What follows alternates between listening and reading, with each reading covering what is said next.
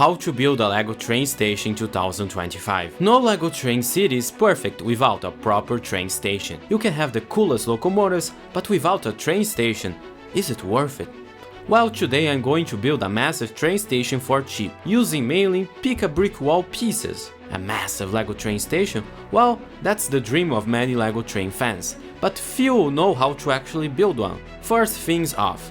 It feels as if original official LEGO train stations feel incomplete. Yeah, the BrickLink stations look cool, but let's be honest, we don't have money or the chance to buy them. So how do we build a LEGO train station for cheap in 2025? Well, LEGO has this cool thing called the Pick-a-Brick wall, where we can grab a bunch of LEGO pieces for a somewhat reasonable price, more affordable than BrickLink. So I will be redesigning this model with pieces I picked from the Pick-a-Brick wall. These include these 10 modified masonry bricks and some 2x6s. Additionally, I have some spare arches and other miscellaneous parts. But the pieces are not enough, I'll need to spend money ordering specific parts. But don't worry, I can add this later on, saving a bit of cash. But what are LEGO pieces without a good design?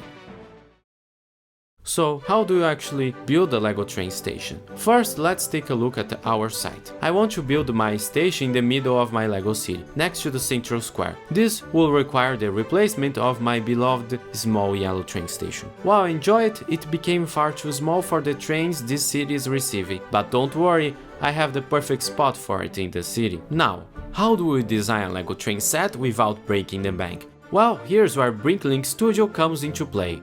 BrickLink Studio is a powerful LEGO design software that lets you design your own custom LEGO creations in 3D. It's perfect for planning out your builds, checking out different designs, and making sure everything fits together before you start purchasing pieces or building them out in real life. The best part is, it gives you a full parts list of your design, so you know exactly what to order and how much you'll be spending. Now, let's be honest, while BrickLink Studio provides a great way to design, the pieces I need might not be enough out of the gate. Some of the parts I want for this train station are a bit specific, so I'll need to spend some money to order those. But I can always build the station in phases, just like a real building like a cathedral would be built back in the day. I can always add those parts later on, allowing me to build in phases and save a bit of cash up front. Now, if you want to see even more cool content, make sure to click that subscribe button. It's free and it absolutely helps me. Now, if you would like to support my channel, you could become a member. That would really help me finish this train station.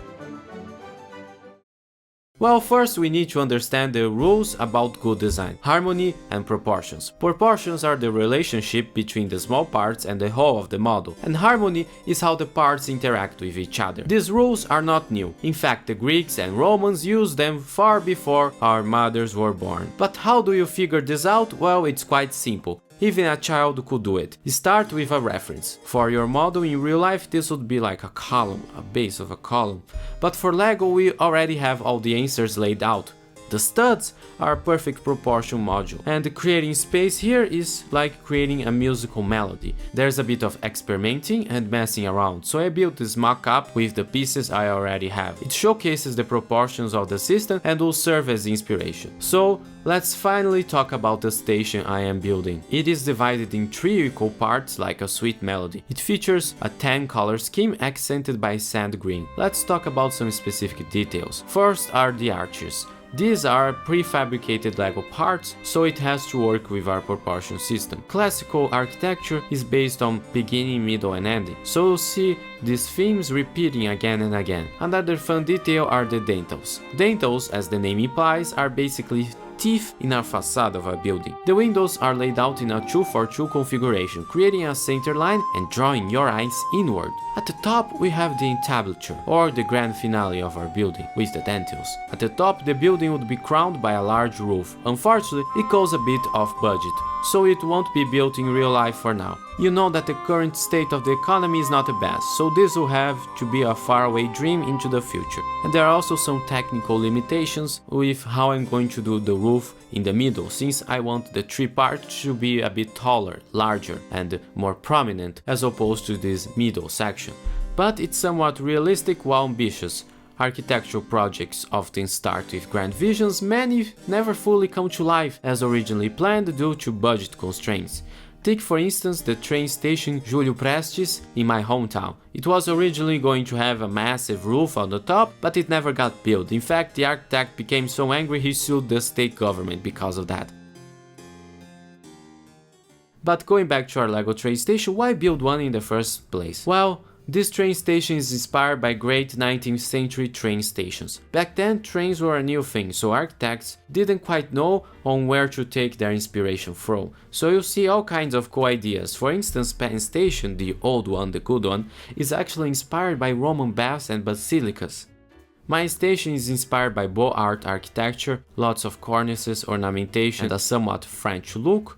After all, the École de Beaux Arts in France was quite popular back in the day. Alright, now that we talked about the design principles and inspiration behind our station, let's take a closer look at how it all came together in BrickLink Studio. You can see here how I've laid out the different sections, experimented with proportions using the stud as our module, and placed the specific pieces we talked about, like the 10 masonry bricks and the sand green accents. Notice how the 2-for-2 window configuration creates a central focal point. BrickLink Studio is fantastic because it allows you to visualize the entire thing in 3D, ensuring that everything fits together perfectly before you even order a single brick. You can also generate a complete part list, which is incredibly helpful for budgeting and order.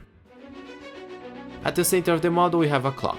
Now, clocks were very much important in the history of railroad stations. Railroads, specifically during the 19th and early 20th century, relied heavily on precision. Trains had to run on strict schedules, and any delays could cause major disruptions.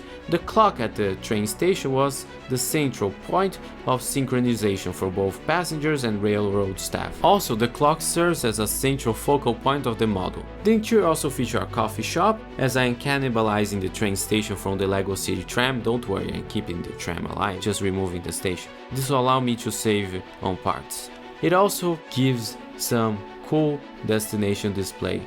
Isn't that nice? Over this area we could have some comfortable seating for minifigures waiting for their trains. And of course, no train is complete without some luggage carts and even maybe a newsstand. At the top we have a VIP lounge, which is perfect for rich people. While I won't be detailing every single interior element in this video to keep it focused, these are some of the ideas I have in mind for bringing the inside of our station to life in the future. So that's the current plan for our massive Lego train station.